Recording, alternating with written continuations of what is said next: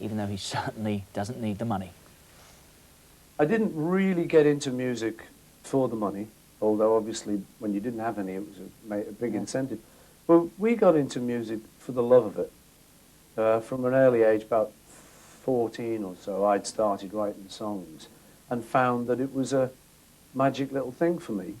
Often I was a bit depressed. I'd kind of go off into a corner, you know, to let the world go by, and I'd go into this little magic world of a song where you can create this little illusion, you know. Michelle, doo-dee-doo. And you kind of, it's a therapeutic thing for yourself. You suddenly feel all right again. And then you've got something at the end of it you can take to the world. You know, so it's a great experience to be able to do that. And I think I'm very lucky. Anyone who does write songs is very lucky. It is like, I used to laugh at people when they said it's a gift. I used to think, well, it's hard work. But I think now I do think of it along those lines. Something like Yesterday, I mean, I dreamt it. It's like my biggest song, you know, it's kind of been played in America like 5 million times or something. And I just woke up one morning with it in my head, you know. It's like, what is that song? For 2 weeks it was called Scrambled Eggs, but that's another story. What is the story? Scrambled eggs, oh my baby, I love your legs. I didn't have any words. So it took 2 weeks to get words for it. But I say the melody was just there. Just woke up.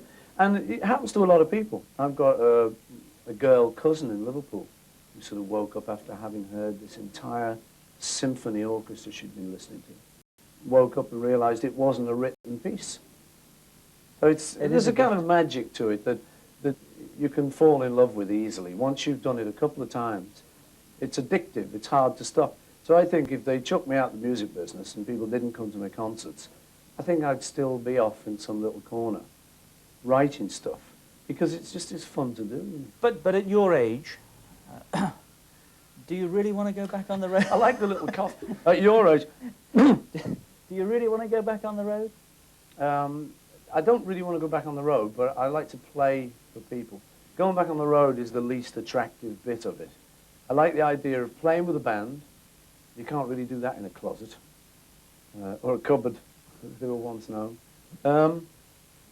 I like getting in front of an audience, and, you know, there's a limit to how many times you can play your local pub. So you've kind of got to get out and about. The good thing about it is these days it's not the terrible thing that they used to talk about, of like every night at a different hotel and stuff. You can organise it pretty well these days, like flying out to gigs and stuff. But it still is a bit of a schlep, as they say, you know, that I could probably do without.